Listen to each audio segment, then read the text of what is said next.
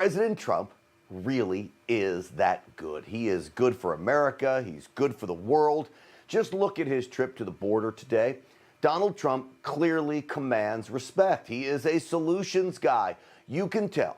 Everyone along the border in McAllen, Texas, not only welcomed his visit, but they long for his leadership. They are desperate for relief. President Trump knows Americans along the border are suffering.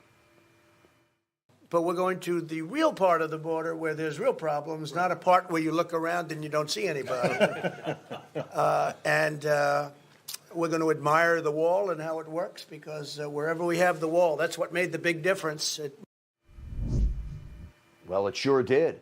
Compare this to Team Biden, an administration that creates problems. Its policy decisions are based solely off doing the opposite of President Trump, even when Trump's policies were working, right? Like, what kind of policies am I talking about? How about the wall? Remain in Mexico while awaiting asylum decisions. Instant deportation, maybe the most effective policy President Trump had in place, flying unaccompanied minors back to their home country. President Trump had squashed all the incentives to come here illegally. And now, with every successful Trump order tossed by Biden, America is pushed further into chaos. All Biden had to do is go to the beach. If he would have just done nothing, we would have now the strongest border we've ever had. We should go to the beach now, Mr. President. The left hates to see President Trump hailed as a hero. They still want him destroyed. Look at what's going on in New York, where the political witch hunt continues. One of the Trump's organization's top executives is expected to be charged with what seems to be petty tax-related charges drummed up as vindictive punishment of anyone who associates themselves with Donald J. Trump. It is political persecution. It's un-American, but of course it's happening. Every step of the way, Democrats tried to sink the president.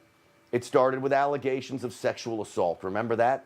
That went nowhere because it never happened. Then it became all Russian collusion all the time.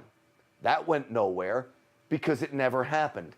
Then they accused him of trying to rig voter fraud investigations in Georgia. That went nowhere because it never happened. You see the theme?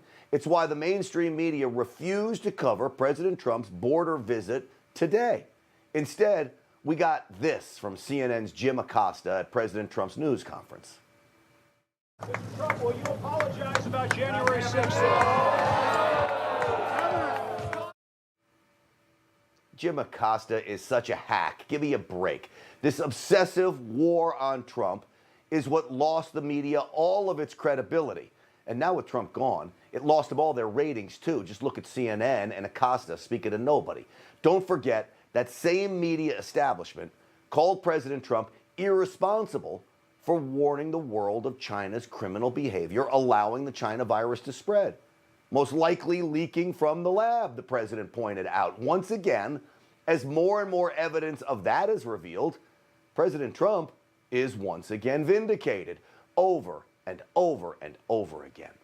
He is proven to be correct when the media claims he's lying. And yet, this strong, sturdy leader, this resilient man, who has shed every attack leveled against him, refuses to back down. He refuses to give up.